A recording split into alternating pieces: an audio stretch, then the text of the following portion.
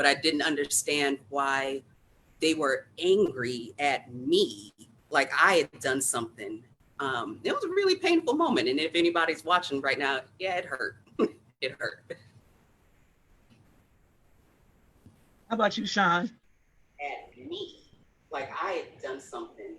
Thinking about my first job at Why when I was 16 years old, that I experienced it, where I was just shaking another man's hand on the sales floor, right? It was a retail store, and another brother came up to me, and it was just a handshake, just like this, no, just like that. That's all it was, right? And then the next day I was called into the manager's office, the assistant store manager at the time, and they're like, Sean, somebody reported you doing gang handshakes on the sales floor. I was like, gang handshakes? Yeah, you and so did a handshake the other day, and the other manager saw it and said it was a gang handshake, and just want to make sure that, you know, whatever you're doing outside of work can't be done, you know, in the workplace. Or I was like, there was no gang handshake whatsoever. And here's the background of the person that said that to me. This is a person who grew up in, who reported it rather. The person that reported it was a white woman that grew up in a rural city, went to maybe like a UW Stout or Platteville type of school, right? Very small, one of those UW schools that are extremely small, non-diverse, and then you get the big job in the city, right? So you get your first big job in the city as an assistant store manager, and this is literally probably one of your first times working with Black people. So you come with unconscious bias to the table and assume rather than try to relate and understand the different cultures. So that was one of my first major experiences with racism that I remember. And I was 16 years old at the time, again, first job, and just something that I had to deal with at the time. How about you, Dorinthia? I don't know if I can say the first time I experienced something. I'm from the South, and it was still very much so segregated in the area where I grew up. But I can remember some very poignant times with my family moved to Minnesota when I was in junior high school. And on one of those trips back home, we had chosen a different route to see if it could shave off a bit of time on our trip. And I said, Dad, I have to go to the bathroom. And he said, no, you don't. And I was like, what are you talking about? I do. I have to go to the bathroom. And he was like, this is not the time for you to have to go to the bathroom. I was like, but I have to. And he said, well, I'm going to stop at this store. But when you get to this store, you go in the store, you use the bathroom, you come back to the car. You don't say anything to anybody. You don't buy anything. You come back to the car. And I didn't realize the area that we were in at the time was very well known for its Klan activity and all of that kind of thing. But even though I grew up knowing about racism, that particular instance had a different meaning for me, I guess. So those kinds of things were definitely significant. Now, once I got to high school, I was experiencing it all the time. I grew up in Brooklyn Park, Minnesota was the area that we had moved to, and they had termed it Brooklyn Dark at the point that we moved there because there were so many Black people moving into the area. They weren't used to it, obviously. And in high school, we had to advocate for so many things for the Black students that were at the school. I mean, we formed a student group that we could work with each other. We had, I can remember a sit-in that we had in the school cafeteria because they wouldn't let us participate in the prep rally that was happening there. So there are a lot of different instances, but those are some of the things that kind of stick out more for me. Thank you. How about you, Dr. Pate? Well, I can't think of, I can also not think of the first time, but I think this was the first time. I was raised predominantly in an all-Black neighborhood and went to schools with only Black students until I went to high school. And in high school, probably my junior year was when I first noticed I was running for school president, class president, and was fairly popular in school, you know, in terms of things I did. So I didn't think it was going to be a big deal. But I remember on some of my posters for me running for president, the N-word was scrawled across the posters. And that was the first time that I really acknowledged that there was something different. Where did that come from? I thought we were all cool here. Now I went to a school that had 700 in my class, and it was predominantly, it was a Catholic high school. Catholic high schools were really a popular thing in Philly. And so it was a feeder school. So we had, it was majority white. So that was one thing, but also I guess running for class president, I learned was more of a prestigious role than I thought. I thought it was just something you did because you wanted to be the president of your class. But obviously it was threatening that I would be I think I would have been their first Black class president in that school, in the history of the school. And the school was like 100 and some years old. So that was when I first realized, oh, something's different here. Because I have to admit, even though I lived in an all Black neighborhood, I went to schools with mostly Black students up until high school. So I never, I just thought, oh, they're no different than me. They're just white, they're okay, But, it's just that there wasn't, and there was conversations in my house about race. However, my mother, who was from the South and had a very different perspective that whites were better than Blacks, to be honest. And I didn't know that until this came up. But also it was a protective factor for her that you had to think that in order to get out of Virginia and also to live in the county she lived in as a kid, born in the 30s. So it in the context of me understanding race, I got a lot that year because I learned about my own mother's background and what she had to go through. And then my experience was shocking, but I got over it, obviously. But that's when I can recall the first time. I wonder, I kind of want to talk a little bit about the impact of racism in your life over time. So what I'm thinking about is the difference. And somebody asked in the comments, what are some of the more recent experiences that we've had with racism? But I'm thinking about, for me, I had this eye-opening moment as a kid where, these grown men, were pointing and laughing and calling me the N-word.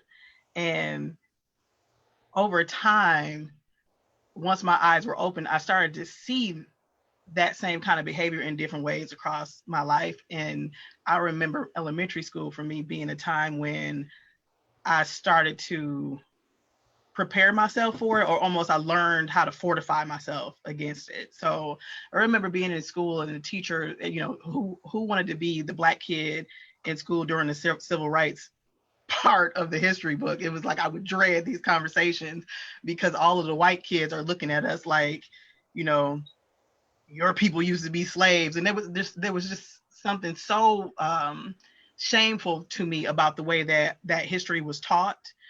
Well, I'll give a quick example. At some point, I went to a great elementary school. It was great. I went to Golda Meir, and we had this teacher, Mr. Horowitz. They used to take kids on field. He used to take us everywhere. And he took a group of kids to the Holocaust Museum when I was working there. And he took us to a soul food restaurant. And we were in the 3rd grade.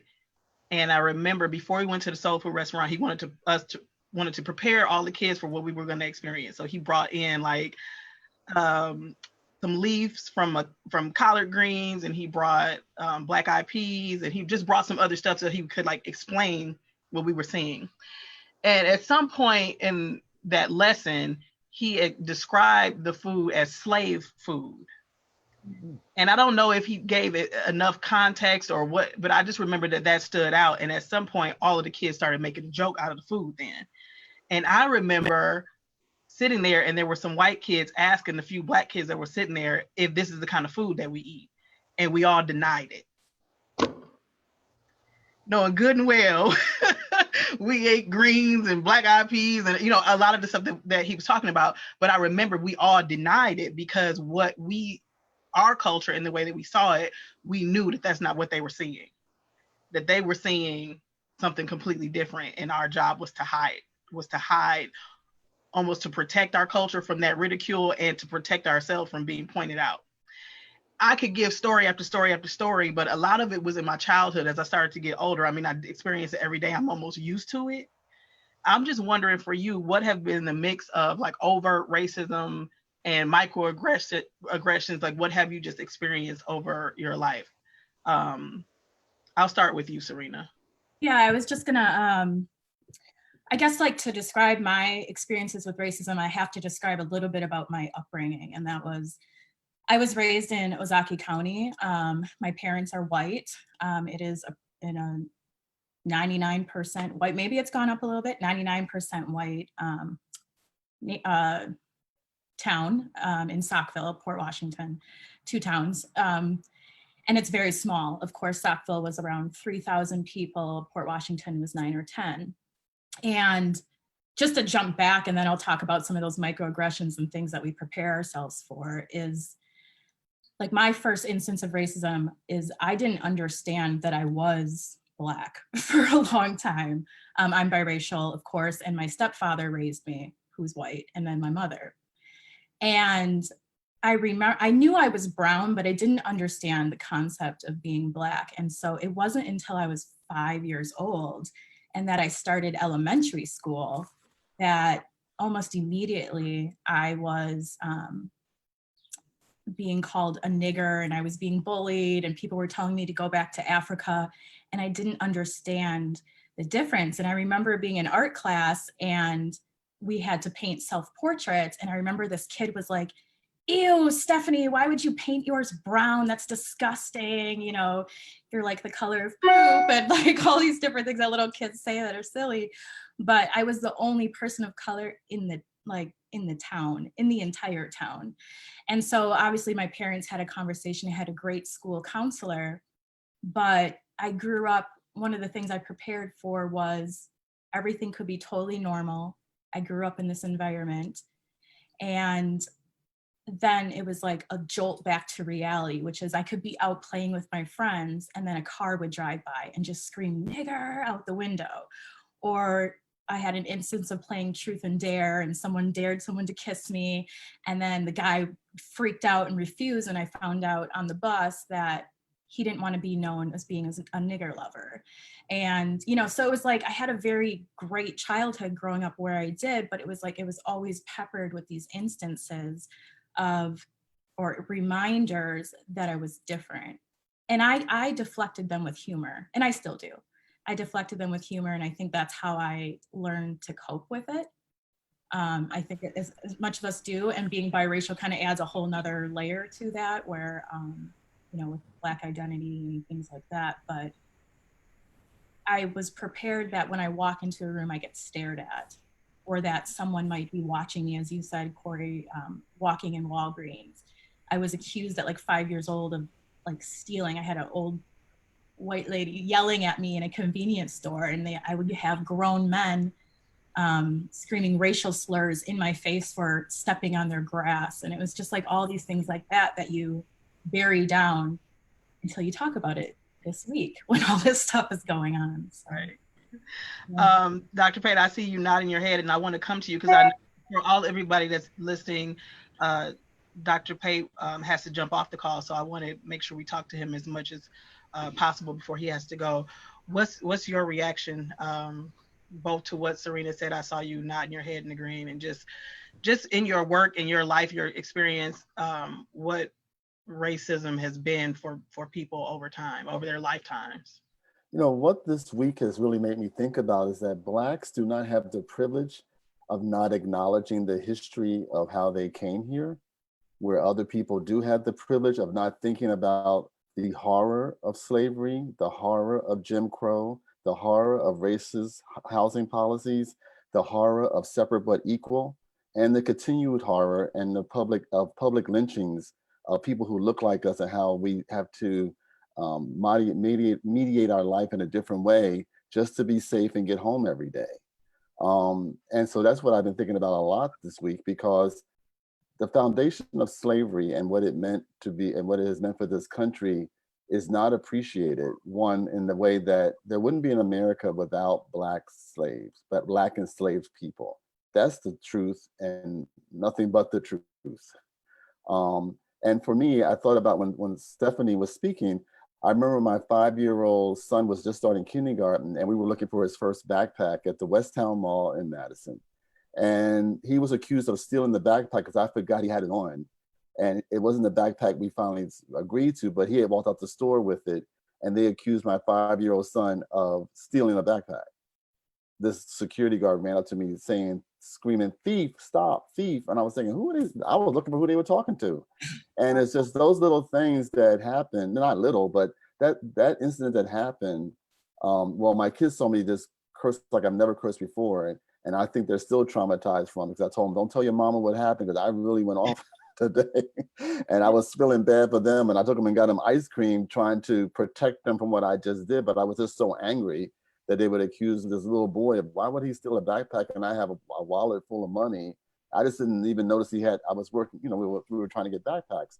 But I think that every one of us is dealing with some microaggressions that seem very subtle to someone else, but they're harming and hurtful and traumatic to those who are the recipients of them.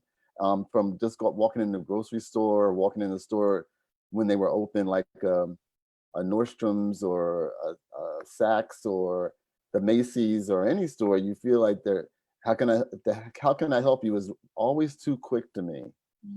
Even if it was well-intended, I'm traumatized by it. And I think that we all are dealing with that. I know I do research in Milwaukee, particularly on the north side, where I talk to men about child support and infant mortality and what does it mean to be a father.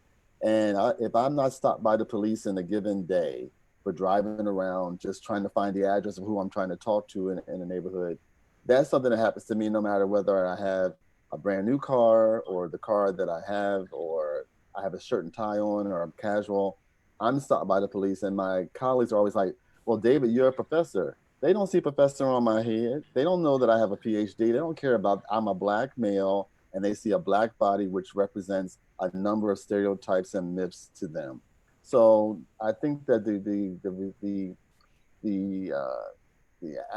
I don't want to take over the conversation, but just that I think all of us can talk about the fact that we are always under surveillance, and this consistent surveillance makes for higher stress levels and increased death and increased rates of death. Milwaukee has one of the worst mortality rates of any Black people in the country right now. 1,021 people per 100,000 die in Milwaukee, and we don't talk about that enough. That what is it about Milwaukee that where Black people just can't even live their lives on a daily basis under comfort? And I'll stop there. I'm sorry for taking time. No, that was perfect. I'm getting text messages like, he's awesome. That was perfect. Thank you so much. Thank you so much. Can I jump in and add something to that? Yeah, please. Please do. Because this is a real life instance that just happened a couple weeks ago, right in the city of Franklin. So I know we have a lot of people from the city of Milwaukee on here and the suburbs. So I want to bring this to your attention because it's extremely relevant to that. If you go out to the Franklin Police Department page, there was a bulletin they posted about car break-ins in Franklin. They said that there was a car broken in Franklin, and the Franklin police found a car the next day on the north side of Milwaukee.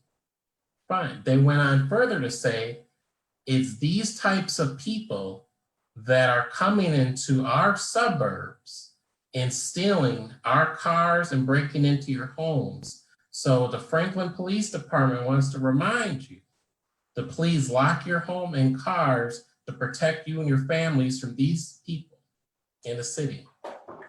And I tagged them and I called them out on it. And I also commented on their Facebook page, like, it's this type of racist coded language that leads to situations such as Ahmaud Arbery being killed in Georgia. This leads to another Trayvon Martin situation where the neighborhood watch person doesn't feel like that person belongs in their neighborhood.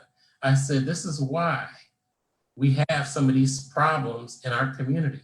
And everyone in Franklin, when they commented, said, there was never one mention about race on this police bulletin. You're delusional. You're the one bringing race into this conversation. They didn't say anything about race at all. There's plenty of different people on the north side of Milwaukee. And I'm like, we're living in two different worlds, because I was like, this is the type of coded language that literally get people killed.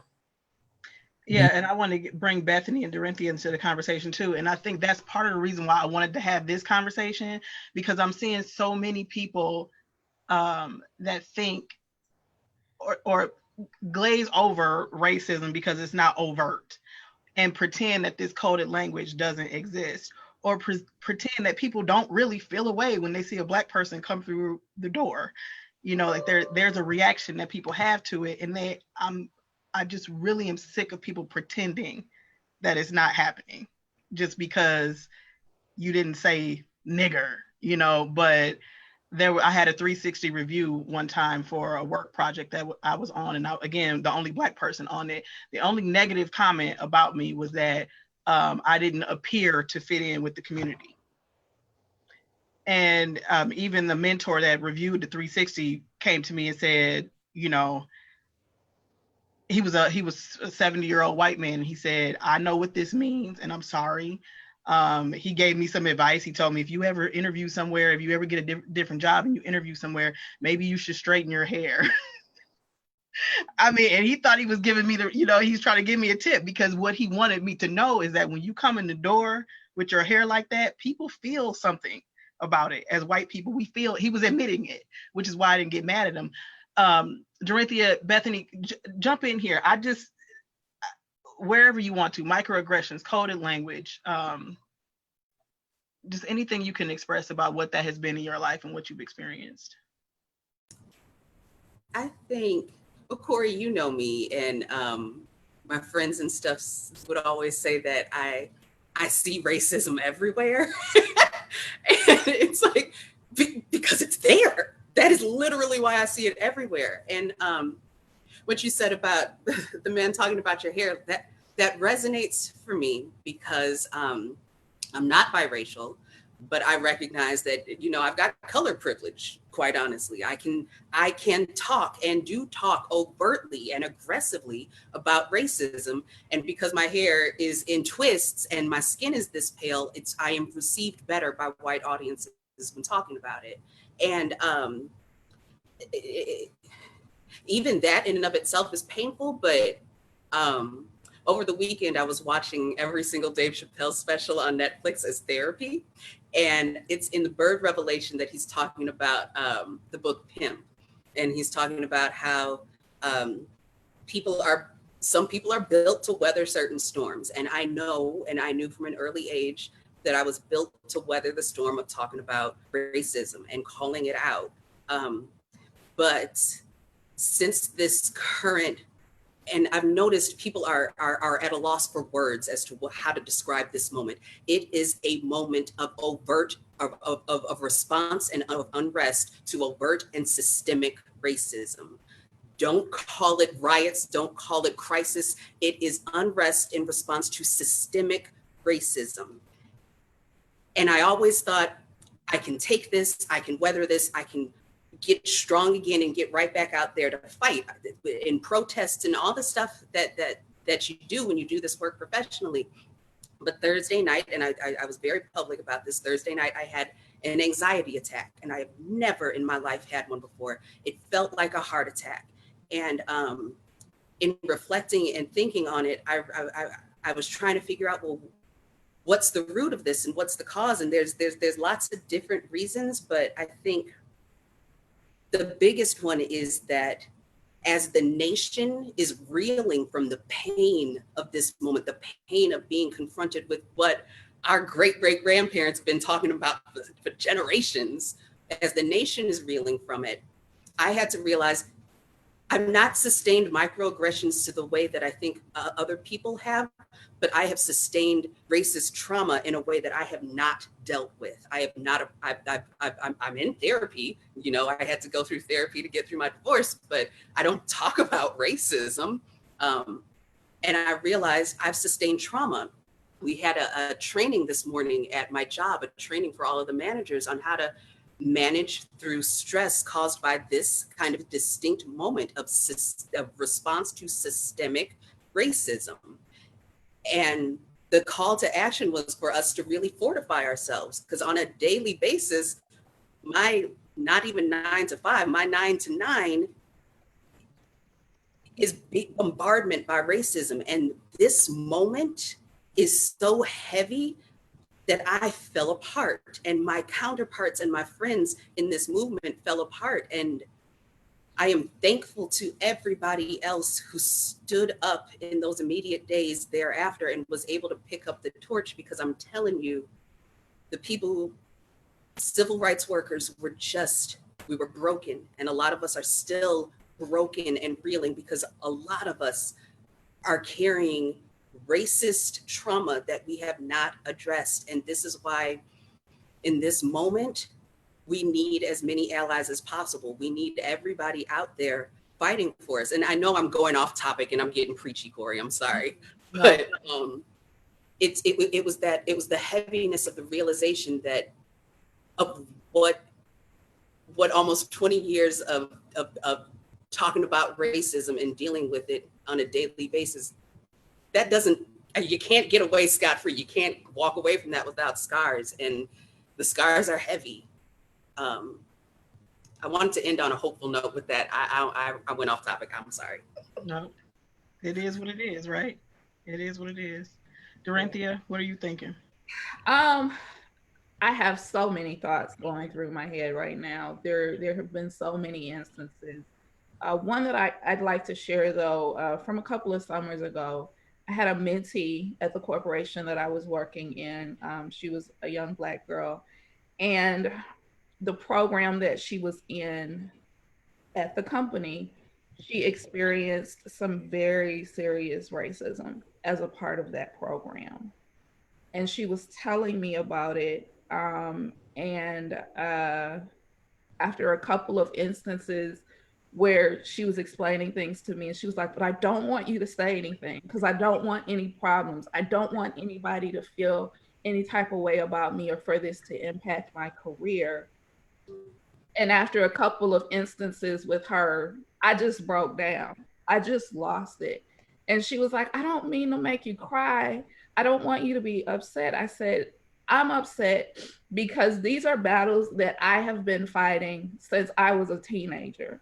And all these years later, I fought these battles so that the people coming behind me don't have to fight these battles.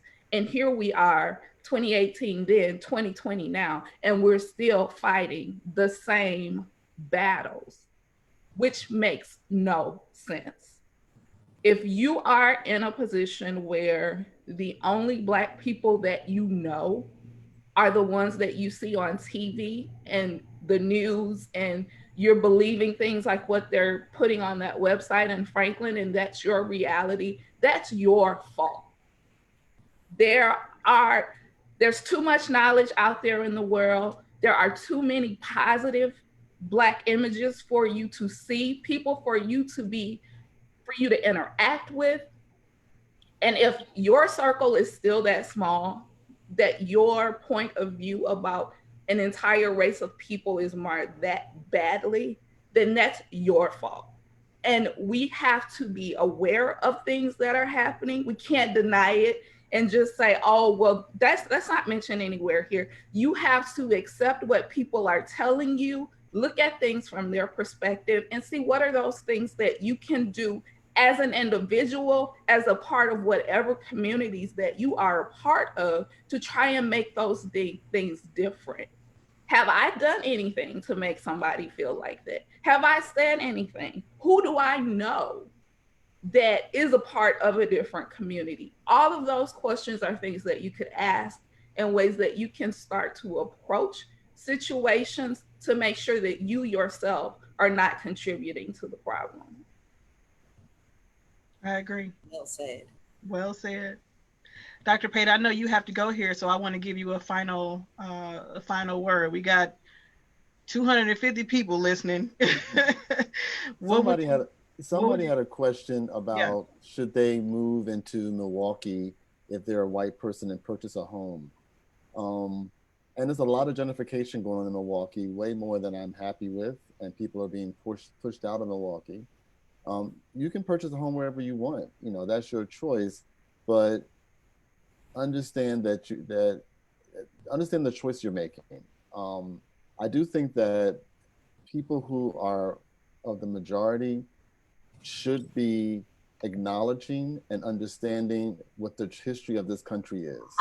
And until we have a real truth and reconciliation around what harm has been done to Black people, we are not going to move forward, in my opinion. I could be wrong, and maybe when I get up, you guys will talk about that, or maybe that'll be your next topic of discussion.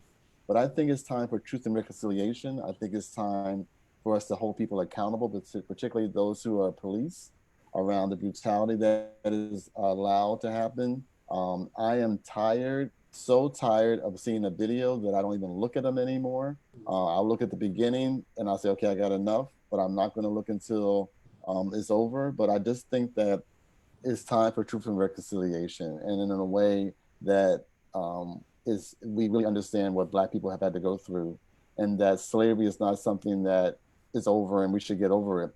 Black people don't want to hear about slavery. We just want y'all to remember that it was here, and at least I don't think we want to remember that it's here as a historical moment, but also what harm it has caused to people who are currently in this country, where the whiteness is seen as good, and anti-Blackness is being promoted in a way that's just not healthy.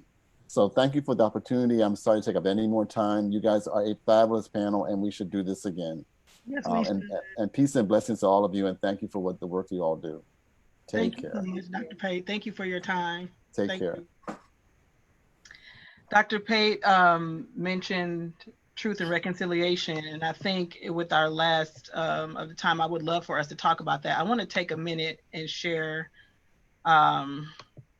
this video, because a big part of what I want to discuss is for people who seem confused about what the issues are or what the problems are, or slavery was a long time ago and it's not, you know, I always love this video. Let me share it again, make sure I get the sound on there.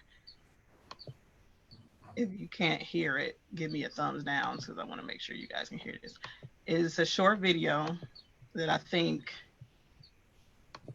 speaks to what we're talking about. I want every white person in this room who would be happy to be treated as this society in general treats our citizens, our Black citizens. If you, as a white person, would be happy to receive the same treatment that our Black citizens do in this society, please stand. You didn't understand the directions. If you white folks want to be treated the way Blacks are in this society, stand. Nobody's standing here. That says very plainly that you know what's happening. You know you don't want it for you. I want to know why you're so willing to accept it or to allow it to happen for others. You know, I just think you can't say it more simply than that. It is my belief that if people are honest about what they see around them, they know what's happening, and that they understand it more than they want to, or that then they are willing to, maybe because they don't know what to do about it, or maybe because if you don't experience it or you don't live it, you don't really have to deal with it. That's my feeling about it. I'm wondering what you guys think about how do we move forward now on this national stage, this international stage, where everybody is facing and looking at the injustice that have been done to Black people for centuries in this country, and many other groups people of color. What are your thoughts? So I think I'm sorry to just jump in, y'all. I'm No, sorry. jump in, jump in. But I think this is such a unique moment. It's not like we as a people have not sustained the trauma on damn near a daily basis of seeing our bodies dragged out, shot, and left dead in the street. Sadly, we are used to this. Sadly, we are used to seeing so many names become hashtags and seeing our brothers and our sisters and our mothers and our fathers, dead bodies, either victims of the police or victims of citizenry, the racist citizenry. But this moment is different. And I believe it's because we are quarantined, we are locked down, we have nothing else to do but be bombarded with imagery and be bombarded with the truth. And what my fear is in this moment is that this fervor will die down. What this nation has this nation has a very brilliant habit. White supremacy has a brilliant habit of going after the individual. So we focus on the hashtag, we focus on justice for the person whose name has been reduced to a hashtag. But those 4 cops in Minnesota are not where it ends. They're not where it ends, and we cannot allow it to end there. We have a moment, a unique moment where we can demand and push for systemic change in this nation, and we cannot allow them to reduce this moment to an individual name. This is a systemic issue, and it is on us to carry this forward. And when I say us, I don't mean just the Black community. I mean, every single white person watching this, every single white person in America who does not want to be part of a resurgence of Nazi Germany, for God's sake. It is our responsibility to carry this message forward and push for systemic change, because I'm telling you, I ain't gonna take it no more. I'm just not. I'm sorry. Understood. That anger is understood. Sean? Yes, I'd like to, this isn't about Republicans versus Democrats. This isn't about conservatism versus being a liberal. Racism should never be a partisan issue. Everyone should be willing to accept one another in this country. This is not new. This is 400 years of living on stolen land. This is a country built on the backs of slaves that have gone through free Blacks having to deal with redlining to our current mass incarceration system and for-profit prisons that we have in today's society. We can no longer accept going back to normal. So don't tell a Black person that I wish things were back to normal. We've never had normal, and we won't accept normal anymore in this country. There is going to be a new normal, and that is going to lead with change and true equality. And an issue that we have in this country with some not white people, not all, but when they hear that Blacks want equality, they hear the word oppression, because our equality to them feels like it leads to their oppression. They can't understand having to be on an equal playing field with us when it comes to jobs, access to transportation, and obtaining wealth in this country. This has never been about having more opportunities than white people. This has never been about us becoming the richest and white people becoming poor. This is about what this country says we celebrate, which is equality and freedom for all. And if you think these protests are dying down soon, let me tell you something. Juneteenth Day is right around the corner. We are celebrating the times when Black people and Black slaves were told that they were free. Again, I say the word told because we still aren't free. And right around the corner from that is the 4th of July. In this country, we can't celebrate the 4th of July this year like we normally can. We shouldn't have been celebrating it normally in the first place, because our Independence Day still remains out there for us. Our true Independence Day still remains. So may a new holiday be formed when Black people are truly free in the United States of America. And that starts with all of you and your vote on these issues. Serena? Oh, I'm not an academic, and I'm one of the first people who it's very easy for me to admit that I have not been active enough in the Black community, and that in diversity and inclusion efforts, and I told you that before this panel. And so I really operate in the middle. And so one thing I just suggest for everybody across the board is that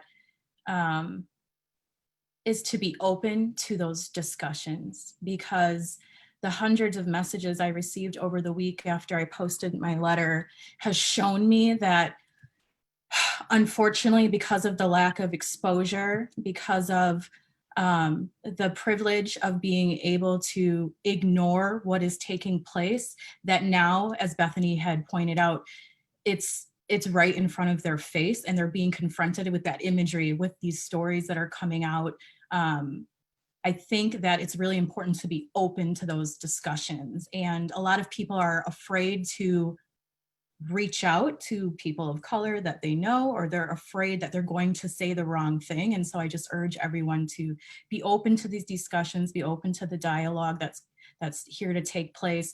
But as Sean said, like, also be a part of the solution, because you're right. A lot of people are like, oh, I'm so sorry that happened to you. Oh, that's such a shame. But if you don't come back and actually start participating in the things that can change the future and reach that equality, then we continue to be a part of the problem. And I'm putting myself in that boat. I am wholeheartedly admitting that I have not done enough, because maybe I was also ignoring just how deeply these systemic issues were. Serena, I'm sharing on the screen now an excerpt from the letter that you wrote and shared with your coworkers, and this went viral on the internet, and it's just one of the many stories that you shared. Quickly tell us, why did you write this letter, and what has been the response? So, being biracial and being raised where I was raised, I have both faced the messages of not being good enough, or being inferior to the people that I lived around, to also hearing messages from people of color who said that I wasn't Black enough to contribute to the conversation. But I realized that I was holding back from my own story because I wasn't ready to reconcile with it as well. So all of those incidents that happened when I took place, and I'll tell you, it actually happened before I was born. My mother was dating my biological father and lost custody of my older brother, who is white. And there are papers that say they found a pair of Negro boots in her home. And because she was dating a Black man in the rural South, it was a threat to my older brother. Of course, she kept custody of me and then went on, moved to Wisconsin, got married. But, and this is a very personal story, and I hope she's not mad at me for sharing this, but my older brother went on to have a very difficult life. And then here I was kind of insulated in this perfect lily white bubble of Saukville, Port Washington. And it just, you think that all started from that racial incident where people just couldn't even handle the fact that she was dating a Black man who was my father. They left the Black baby behind, but my brother was taken from us for all of our lives. And my mother can never get that back. So racism runs really deep in our family. But out of all these incidents when I was little, this week just made me realize, being a lot of times the only person of color in the room, that I needed to make it real for people, and not just my coworkers. They gave me lots of messages of support afterwards. They felt like they didn't have any idea that this had happened to me. It's because I don't talk about it. And so that's why I posted it online. I wanted to send a direct message to people I know, friends and family members who have posted some pretty inflammatory and racist things. I know that they love me, but they weren't ready to accept that these things were affecting someone that they loved. And I thought if I personalized the message, that it would start to connect. And what I found is that it has. I'm just trying to figure out what to do now. But just to jump back to that letter, I shared an incident of being unlawfully arrested in Port Washington. And I don't know what's going to happen by me sharing this. But I found out this morning that that police department is saying that they have no record of this happening and that it didn't happen. And I say that to everybody and I say it publicly, and I don't know what kind of backlash I am going to get from that. That epitomizes just how serious this issue is. It's not an issue just in the big cities. It's happening all across the country. It's happening to people you know. And I just urge everyone to really try to understand that it's real, it's happening, and we all must do better. And I include myself in that circle. Dorinthia, as I move to you to get your thoughts, I want to acknowledge that we have gone over our time, and this is for the panelists and the participants. A good number of the participants are still here, so it's my guess that if we go over a little bit more, you'll be okay with it. For the panelists, I know it's the middle of the workday, and Dorinthia and Sean, I know you guys have a conference, you got stuff going on, so if you need to hop off, please feel free to do so. If not, I will take maybe 5 more minutes of your time as we wrap up this very important and layered discussion. It's about our future. Yeah. Dorinthia, what are your thoughts right now? So one of the things that I said this week, well, over this past week since things have been going on, is I've been very happy that I'm not in a corporate setting right now. It would have just been too much. It worked better and to my advantage that I'm at home right now, because I can think back to what happened when the last unrest happened in Milwaukee, and a conversation that I had to have with some coworkers because they just couldn't understand why Black people would do this in their own community, and explaining some of the things that we've talked about on the call here. But over this past week, I've somewhat struggled with putting my thoughts into words. But I did write something that I would like to say here. I'm not a writer, I'm not a poet or anything of that nature, but I would just like to share that if everybody's okay with that. Yeah, go ahead. Okay, so I titled it, I Am One. I am one of many, young, Black, professional, smart, beautiful, unique, intelligently gifted to change the world. I am one of many, female, melanated, hooded, elected, promoted, certified, and qualified to do that and more than identified or even idealized. I am one of many, elevated, but rarely to executive, expected to just accept it with style and grace or risk being labeled. Overly qualified, yet somehow still denied. Oh, it's my lack of passion, you say. That's not even my vibe.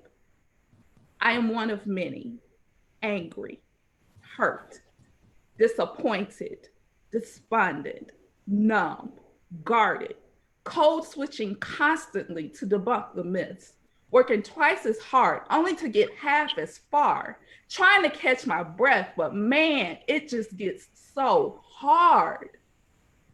I am one of many. Oh, please tell us what is needed. Outreach the community, draft a statement, stand before them. We support you. Well, not that way.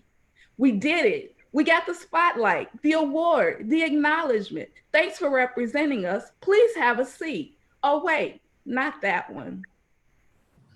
I am one of many, studied, articulate, outspoken, alert, awake, and prepared to take my rightful seat at the table, no longer for the menu available, joining you at yours or comfortably seated at the head of mine. Whichever you decide is fine, but now is my time. For I am one, but there are definitely many. Woo!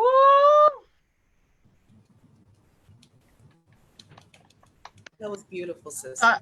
I thought Dasha Kelly was on here for a minute. I said, what? You say you're not a writer. Wow. That was beautiful. Thank you.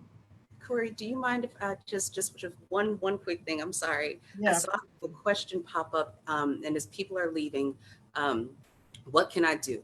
I'm sure that this conversation has exposed a relative amount of ignorance as to the Black experience. And what do you do? How do you learn about anything? You read, you study. So here are two things you could do. First, read Black books. Check out Mahogany Books, Google them, they are fantastic, or follow the Free Black Women's Library on social media. Secondarily, what do you do anytime you try to push for changes in policy and legislation? You contact your representatives, you vote for the people who have your best interests, your community's best interests, your conscience and your morality at heart. Read, study, and defend this democracy so that it's truly equal for all. It's simple, y'all. It's simple. It really is. It really is simple. Do you guys remember that? What was that movie where the actor who always says MFer? You know what I'm talking about, the Black actor. Jackson. Yeah. Okay. So you remember that movie that he was in where his little girl was raped? Oh Lord, I can never watch that again. What's the name of the movie? A Time to Kill. A Time to Kill. And the lawyer at the end of his argument when they were in court. So Samuel L. Jackson kills these men that raped his 6-year-old daughter, and he is being tried in court, and there's a jury of white people really who are going to determine his fate, and he has a white lawyer who is having a hard time wrapping up the summation. And in his summary argument, he asked the jury to close their eyes, and then he tells the story of what happened to the little girl. And the jury is listening with their eyes closed, and he tells them, these grown men found this little girl, they raped her, they beat her, they broke her ribs, they did all this. And he said, now just imagine that happens, and imagine that she's white. And that moment is just one of those moments that it's like that Jay Elliott video I just showed. It's one of the moments that reveal just how simple it is. It is not complicated to understand that racism is wrong, because you don't want it for yourself. And when you close your eyes and you hear a story and you picture it happening to a brown person, and then you hear the story again and you picture it happening to a white person, if your emotional reaction to that is different, it's racism. It's not hard. And I'm not saying that you're Beelzebub and you should burn in hell because you have racist experiences, to be honest, or racist thoughts. I don't know how we are all in this country and not have those thoughts where it surrounds us. But I think the thing is to acknowledge it, and how it is so disproportionately affecting a group of people and their ability to survive and thrive and live the American dream. And if you're real about it, now everybody's real about it because it's confronting you. You don't want nobody coming and bash up your neighborhood. And you saw the video and you saw this man cry out for his mom and die. But how many of these other videos have you seen and you just really didn't look at it? Or how many of these other stories did you hear and just say, well, maybe he was doing something wrong. Maybe it wasn't. Just as soon as you start going into explaining away racism for all of the people who want to know what they can do and how they can help, just stop doing that. Stop trying to explain it away. Stop trying to turn it into the person's fault. It had to be some well-meaning thing where this guy, why this cop killed this man. Now they're saying it was COVID. I could just go on and on and on. But we all see it in our conversations, in our happy hours, in our workplaces, in our lives in some cases. It is not hard to be fair if you want to be fair. Imagine that if it was happening to you, what would you want to happen? And that is the reaction that is going to create more equity and the fairness that we're all looking for. Can you imagine folks coming in the door of all different colors, and you can see the diversity of them, and you see their color and their hair and their clothes and their food and their culture, and all of that is equally beautiful and interesting to you. But what you really want to know is the person. You really want to get to know the person. When I imagine and visualize society, I try to picture it like that. And I'll tell you, it's hard. It's hard for me to imagine, but I think, man, that would be so beautiful if that's how the world really was. But if we all thought like that, it could be just like that. It could be just like that. So, I mean, y'all are hanging tight with us, but I don't want to keep you over time. I'm wondering for the panelists and any people who are listening that are Black, African American, whatever you want, however you want to say it, what are you guys doing to take care of yourselves right now? Because I am feeling a lot of anxiety and a lot of stress, sadness, frustration. I mean, just a lot. And I am trying to express and exercise that through these webinars. If this is a gift, that this happened right now because before I wouldn't have been doing webinars, and I can do more and I can talk to more people and I can interact with more people. And it's been cathartic for me. So thank you all for everybody that participates and shares and all the panelists. Nobody says no. It's been beautiful and I appreciate it. What are you all doing to take care of yourselves right now? And that'll be good for other people to hear because they might need to plug in to some of your tips. Dorinthia, you're writing. I'm imagining that was very cathartic for you.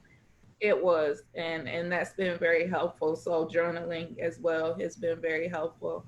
My faith has been very significant for me. Spending time talking to my friends and to my family. Sometimes a simple Netflix and chill is great. HGTV is a getaway for me. So I mean, just those little things to kind of break it up because the fight is so real. And there is so much going on, but definitely taking those little moments to do those things that are going to be helpful for me as well. Even just going out for a walk or something, all of those things have been helpful. How about you, Sean? You know, I've really enjoyed just hearing the different success stories from across the country. I do enjoy watching the good stories that are happening. There was some excellent policing in Flint, Michigan, and Cameron, New Jersey, where the police chief and their officers joined the protesters and kneeled with the protesters, walked with the protesters, helped hold signs and lead the banners even. So like stuff like that, I think the world needs to see as well. And to see more good cops call out the bad cops. And I think they need to see examples of what good community policing looks like. And different civil rights leaders being formed every single day in this movement from this. There's different people being active. And it's a beautiful thing to see so many young people that are active. We just had, again, a protest in Wauwatosa yesterday. 90% of the crowd out there were white people. That's wonderful to see that type of diversity and understand that our issue has become their issue because they realize this is a national issue and a global issue. Thank you for helping us solve this 400-year pandemic. That makes me proud. That's right. Dorinthia, somebody in the chat is asking, can they get a copy of your poem? I'll let you think about that, and if you want to share it, then I'll send it to folks afterwards. It's beautiful. Serena, what are you doing for self-care? I think I spent a lot of time online the past couple of days responding to people, and last night I realized I needed to take a break, and kind of like Sean, I really, yesterday was feeling really, really optimistic and moved by what I was seeing. I don't feel like, you know, during Ferguson and some of the other times that we've had this unrest that it's been as momentous. And so that gives me a little bit of hope that we're moving in the right direction and feeling really good about that. I had a setback this morning. But overall, my friend pointed out that, you know, the story is reaching thousands and thousands of other people. And so it's not even about me, it's about the bigger, what is happening and the bigger recognition that these things, when your colleagues come into work, your colleagues of color, and they come into work, you know, sometimes they're coming from a weekend where they were accused of stealing a handbag in a store, or they're, that they're dealing with these things, or maybe they're in an interracial relationship and they weren't allowed to go to a family function. I mean, I've dealt with those sorts of things in my own life. And so just recognize that it's real. And I feel like so many people have, and now, I know we've been screaming and the Black community has been screaming for hundreds of years, but I hope now that people are really taking the time to listen. So I went on a walk and thought about all of those things. Sometimes you just got to go on a walk. I just had to go on a walk. Bethany, how about you? What are you doing right now? You know what? And before you start, let me share, because I almost forgot to do this. I love that now this is what I'm showing on my screen is part of Bethany's Facebook post, where she posted the last exhibit and some of the panels that she had with her last exhibit that she did at the Black Holocaust Museum. When I left the Holocaust Museum, Bethany took over and did a great job. And I was happy to see that you shared that today. Thank you, Corey. I think what I'm doing is kind of two-pronged, but it feeds into itself. So I practice Transcendental Meditation, and I've been very, very focused on mindfulness. There's a great app out there that is specific to this moment and helping the Black community meditate and practice mindfulness and center. It's called Liberate Meditation, and I love it. But I think in using that and in finding tools to fortify myself for the daily struggle, because it's a daily struggle to take on this fight. I'm leaning heavily into sort of one of my unofficial roles in the civil rights community, just with my own network as somebody to talk to. I think that talk therapy, and I'm not a therapist, but I think that talk therapy is a tremendous resource, and I've made myself available to my white friends and white colleagues, but I am particularly invested in fortifying and being there to support through talk therapy, my talk therapy in quotes because I'm not a therapist, but to fortify my fellow Black freedom workers and freedom fighters. And that for me is therapeutic, and it is how I am sustaining myself and re-energizing myself to continue this fight, because I can't let anxiety attacks derail me for 2 days anymore. Like, that was entirely too long. And I'm just gonna put a plug out there. If you know anybody who does this fight full time on a daily basis, call and check on them, please. Call and check on them, because they have been sustaining this fight in the background for years, and we're weathered. We're happy to have so many people standing with us, but I'm asking you to reach out and support those people that you know, because they will be deeply appreciative. Yeah. That was great last words. That is so true. Reach out, call somebody. I am one. You all are one. All of us can do something, and make a phone call, send a text, read a book, stand up when you hear somebody making a joke or saying something that's not fair. Reference this conversation when you hear something that's a little off key, given what you learned today or what you knew already. I want to thank you all, for the participants, for hanging with us. This is a very hard discussion to have, because I have so much emotion. It's hard to facilitate it because I'm like bursting with things, and I really appreciate you guys for sticking with us a half hour over time. Thank you to the panelists. I know you all are busy and you have a lot going on, but I am so grateful to all of you for taking the time to share your feelings, your experiences, and your personal stories. Bethany, thank you so much. I keep calling you Serena because that's how I know you, but Stephanie Serena, I'll call you SS. Thank you so much. And good luck. The space to talk about it openly, and I'm so glad to have had this discussion with you guys, you know, with experiences from across the spectrum. It shines light for me as well as I'm sure the entire audience. And Stephanie, good luck to you as you move forward with defending your right to tell your truth. Thank you. If there's anything you need, I'm sure, I mean, we got a bunch of people, I think, that would come to support you. So I will let you know. Yeah, please let us know, and we'll put out the call and have people support you. Dorinthia, thank you so much. Thank you. I learned that you can write. I didn't know that. Put it out there. That was beautiful. That was really good. Thank you. Sean, thank you. Thank you. I'm glad to be on the call today. Absolutely. Appreciate the opportunity. I'm so glad you were here.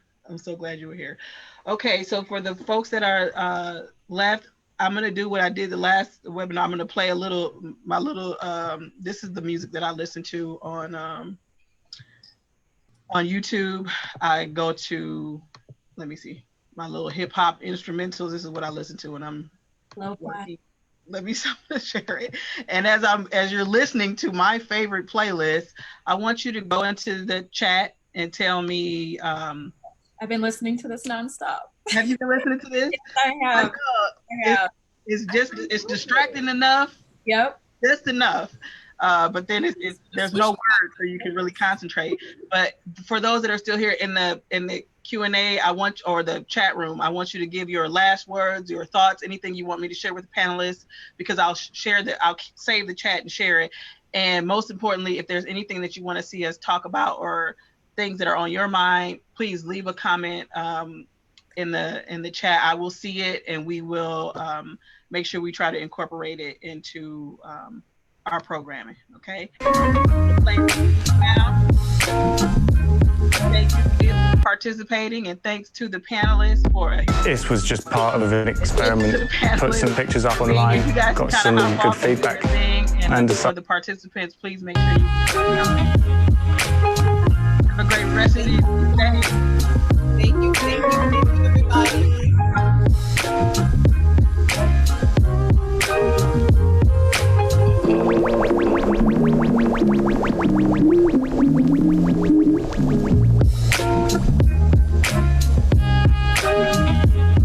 Your comments coming through. Keep them coming. I see it.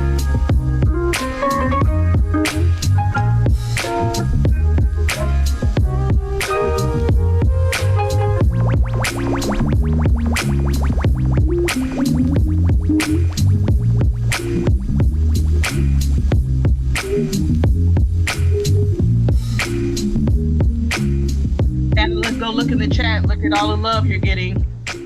Getting a lot of love.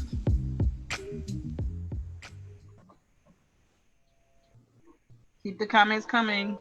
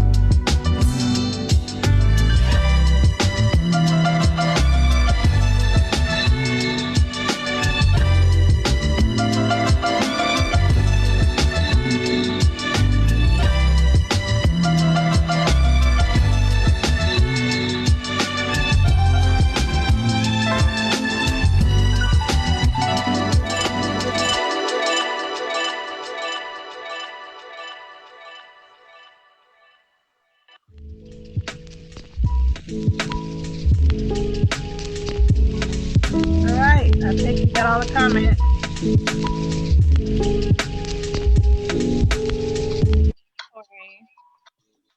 Wasn't that great? That's good. A lot of the messages. So much feedback. They're great. Thank you guys. Thank you so much. Thank you. When we get back to the new normal, we have to all do happy hour together. There we go. I say we all go do it out with Bethany in DC. We'll go to Busboys and Poets. Ooh, Right. let's do it. Yes. Let's do it. That was a great idea. Okay, guys. All right. See y'all later. Right. Dorinthia, you can get up and do a poem. Here we Well, go. Perfect venue. It'll be perfect. All right, y'all. yeah. Thank you so much. Chat save.